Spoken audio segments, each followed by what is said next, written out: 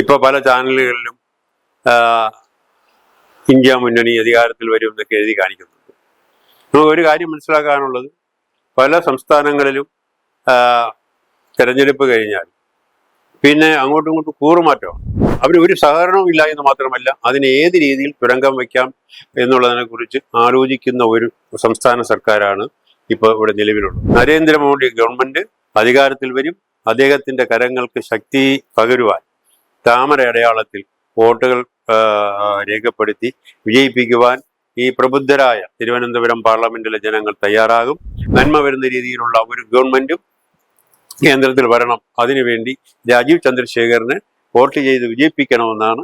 Thiruvananthapuram parliament നിയോജക മണ്ഡലത്തിൽ ശ്രീ രാജീവ് ചന്ദ്രശേഖർ ആണ് സ്ഥാനാർത്ഥിയായിട്ട് വന്നിട്ടുള്ളത്. ഞാൻ കോൺഗ്രസ്സുകാരനായിരുന്ന ഞാനൊരു തുറന്ന തീരുമാനം അല്ലെങ്കിൽ ഓപ്പൺ ആയിട്ടൊരു തീരുമാനം എടുക്കാനുള്ള കാരണം, നമ്മുടെ കേരള രാഷ്ട്രീയത്തിൽ വികസനത്തിനാണ് ഏറ്റവും പ്രാധാന്യം കൊടുക്കുന്നത്. കഴിഞ്ഞ കാലങ്ങളിൽ വികസനം മുരടിക്കുന്നതിന് ഒരു പ്രധാന വിഷയം എന്ന് പറയുന്നത് രാഷ്ട്രീയമാണ്.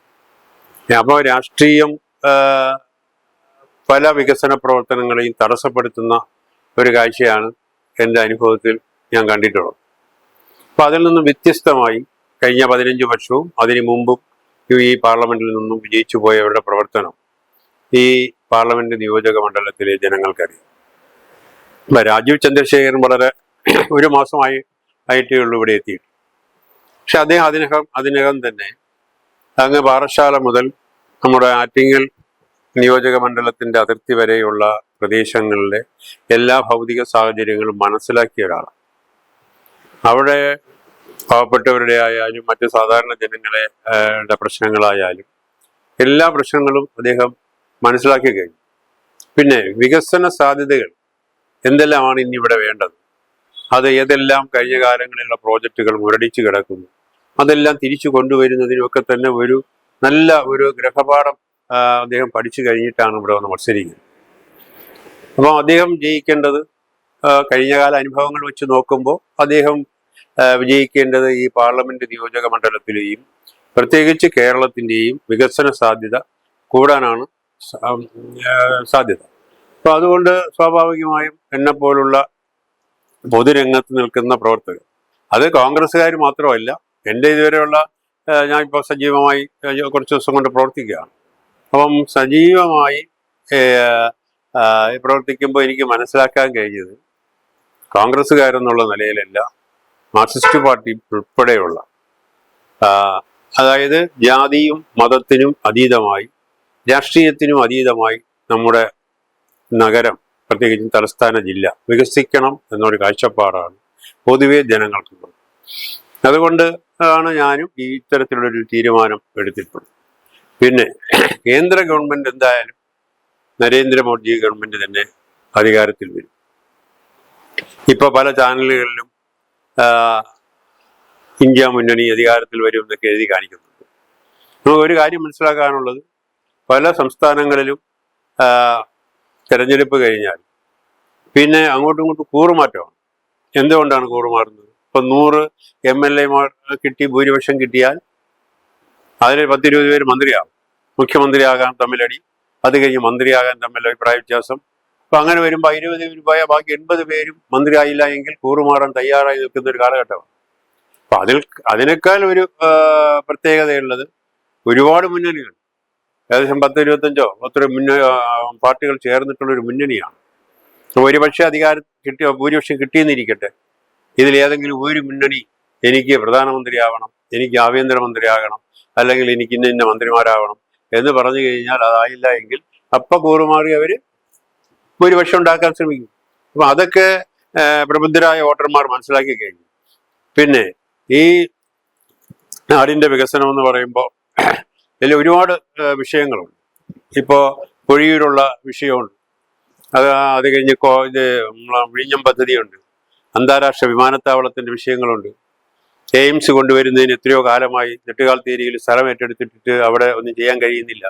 അപ്പം BJP ഗവൺമെന്റ് കൊണ്ടുവരുന്ന വലിയ വികസന സാധ്യതകൾ ഇല്ലാതാക്കുന്നതിന് വേണ്ടി ഈ സംസ്ഥാന സർക്കാർ ചെയ്യുന്ന അവർ ഒരു സഹകരണവും ഇല്ല എന്ന് മാത്രമല്ല, അതിനെ ഏത് രീതിയിൽ തുരങ്കം വയ്ക്കാം എന്നുള്ളതിനെ കുറിച്ച് ആലോചിക്കുന്ന ഒരു സംസ്ഥാന സർക്കാരാണ് ഇപ്പോൾ ഇവിടെ നിലവിലുള്ളത്.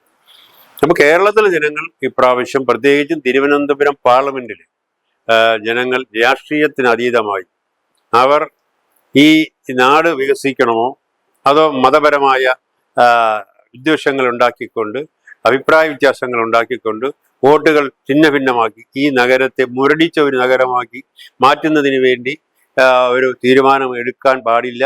അത് ഇത്രയും കാലം എടുത്തു കഴിഞ്ഞു. മതപരമായ ചിന്തകൾ മനഃപൂർവ്വം കുത്തി നിറച്ചിട്ടാണ് മാർക്സിസ്റ്റ് പാർട്ടിയും മറ്റുള്ള പാർട്ടിക്കാരും ഇതിനു വേണ്ടി വോട്ട് പിടിക്കാൻ കാണിക്കുന്നത്. ഇതിന് മറുപടിയായിട്ട് നമുക്ക് ജാതിയോ മതമോ അല്ലെങ്കിൽ രാഷ്ട്രീയമോ മറന്നുകൊണ്ട് നമ്മുടെ നാടിന്റെ വികസനം, നമ്മുടെ വരുന്ന തലമുറയ്ക്ക് സ്വസ്ഥമായി ജീവിക്കുവാനുള്ള ഒരു സാഹചര്യം, മയക്കുമരുന്ന്, മദ്യം ഇതിനെയൊക്കെ അടിമപ്പെട്ടു പോകുന്ന ഒരു തലമുറയെ വളർത്താതെ നല്ല നന്മ നിറഞ്ഞ വിദ്യാഭ്യാസ മേഖലയിലും അതുപോലെ തന്നെ ആധുനിക സാങ്കേതിക രംഗത്തും ശാസ്ത്രരംഗത്തും ഒക്കെ തന്നെ വലിയ വികസന സാധ്യതയുള്ള കാലഘട്ടമാണ് കഴിഞ്ഞ കാലങ്ങളിൽ ഉണ്ടായിരുന്നത്. അത് ഗവൺമെന്റിന്റെ നിസ്സഹകരണം മൂലം പലതും നമുക്ക് നടത്താൻ കഴിഞ്ഞിട്ടുണ്ട്. നരേന്ദ്രമോദി ഗവൺമെന്റ് അധികാരത്തിൽ വരും. അദ്ദേഹത്തിന്റെ കരങ്ങൾക്ക് ശക്തി പകരുവാൻ താമര അടയാളത്തിൽ വോട്ടുകൾ രേഖപ്പെടുത്തി വിജയിപ്പിക്കുവാൻ ഈ പ്രബുദ്ധരായ തിരുവനന്തപുരം പാർലമെന്റിലെ ജനങ്ങൾ തയ്യാറാകും. അതോടൊപ്പം തന്നെ കേരളത്തിലെ ജനങ്ങളും തയ്യാറാകും എന്നാണ് എൻ്റെ വിശ്വാസം. വൻപിച്ച ഭൂരിപക്ഷത്തോടുകൂടി ഇതുവരെയുള്ള അനുഭവം വെച്ച് നോക്കുമ്പോൾ നമ്മുടെ പ്രവർത്തനങ്ങൾ ഒന്നും തുടങ്ങിയിട്ടേ ഉള്ളൂ. പക്ഷേ അതിനേക്കാൾ ഈ ഇലക്ഷന് വോട്ട് ചെയ്യാൻ തയ്യാറായി നിൽക്കുന്ന ഒരു മാറ്റം അനിവാര്യമാണ് എന്ന് കരുതി നിൽക്കുന്ന ഈ പാർലമെന്റ് നിയോജക മണ്ഡലത്തിലെ ജനങ്ങൾ എത്രയും പെട്ടെന്ന് വോട്ട് ചെയ്ത് വിജയിപ്പിക്കണമെന്ന് പറഞ്ഞുകൊണ്ട് നിൽക്കുകയാണ്. അപ്പം അതിനെതിരെ ശക്തമായ പ്രതിരോധിക്കുന്നതിന് വേണ്ടിയുള്ള ഭരണ സംവിധാനങ്ങൾ ഉൾപ്പെടെ ഉപയോഗിച്ചുകൊണ്ട് ഉള്ള പ്രവർത്തനമാണ് ഒരു ഭാഗത്ത് നടക്കുന്നത്. കഴിഞ്ഞ കാലങ്ങളിൽ വാർദ്ധക്യകാല പെൻഷനും ക്ഷേമകാര്യ പെൻഷനും ഒന്നും കൊടുക്കുന്നില്ല. ഇപ്പൊ 6 മാസം 2 മാസം കൊടുക്കാൻ തീരുമാനിച്ചു. എന്തുകൊണ്ട് കൊടുക്കാൻ തീരുമാനിച്ചു? അത് വോട്ട് കിട്ടുന്നതിന് വേണ്ടി മാത്രമാണ്.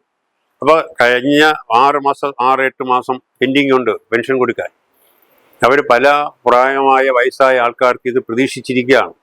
അപ്പൊ ഇത് മാർക്സിസ്റ്റ് പാർട്ടി വോട്ടാക്കി മാറ്റുന്നതിനാണ് ഇപ്പൊ ശ്രമിച്ചുകൊണ്ടിരിക്കുന്നത്. ഈ ഫണ്ടെന്ന് പറയുന്നത് കേന്ദ്രാവിഷ്കൃത ഫണ്ടാണ്. അതിൽ 100-200 രൂപ കൂടുതൽ ഈ സംസ്ഥാന സർക്കാർ കൊടുത്തുകൊണ്ട് ഇത് അവർക്ക് ഇത് പ്രാതിനിധ്യമുള്ള സഹകരണ സംഘം വഴി അവിടുത്തെ ഒരു CPM-ന്റെ ഒരാളിനെ, CPM അനുഭാവിയായ ഒരാളിനെ ശമ്പളത്തിൽ വെച്ചിട്ട് ആ സൊസൈറ്റി വഴി ഒരു വീട്ടിൽ കൊണ്ട് കൊടുക്കുകയാണ്. ഇത് നമ്മുടെ മുഖ്യമന്ത്രിയുടെ ഒരു ഇത് ഔദാര്യമാണ് എന്ന് പറഞ്ഞിട്ടാണ് വീടുകളിൽ കൊണ്ടു കൊടുക്കുന്നത്.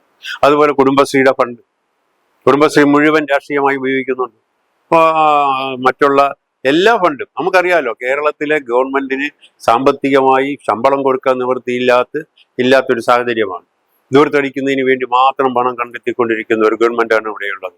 അപ്പൊ കേന്ദ്ര ഗവൺമെന്റ് പദ്ധതികൾ മുഴുവൻ വകമാറ്റി ചെലവഴിച്ചുകൊണ്ടും അവരുടെ ദൂരത്തിന് വേണ്ടിയാണ് ഉപയോഗിച്ചുകൊണ്ടിരിക്കുന്നത്. ഇന്ന് തലസ്ഥാന നഗരിയിൽ ഒരുപാട് വികസന പ്രവർത്തനങ്ങൾ നടക്കുന്നുണ്ട്. അത് ഈ സംസ്ഥാന ഫണ്ട് കൊണ്ടാണോ? 1 രൂപ കുടിവെള്ളത്തിന് പോലും എത്തിക്കാൻ നിവൃത്തിയില്ലാതെ ഇരിക്കുന്ന ഒരു കാലഘട്ടമാണ്. റോഡുകളുടെ പണികൾ നടക്കുന്നില്ല. അപ്പൊ ഇന്നുള്ള ഈ പണികൾ കേന്ദ്ര ഗവൺമെന്റ് വൻ പദ്ധതികളാണ് ഇവിടെ നടപ്പിലാക്കിക്കൊണ്ടിരിക്കുന്നത്. അത് മുഴുവനും ഒരു മുഖ്യമന്ത്രി പ്രോട്ടോകോൾ അനുസരിച്ച് ഉദ്ഘാടനം ചെയ്യാൻ പോകുമ്പോൾ അതെല്ലാം ഞാൻ ചെയ്തതാണ് എന്ന് പറയുന്ന ഒരു മുഖ്യമന്ത്രിയും മാർക്സിസ്റ്റ് പാർട്ടിയുമാണ് ഇവിടെയുള്ളത്.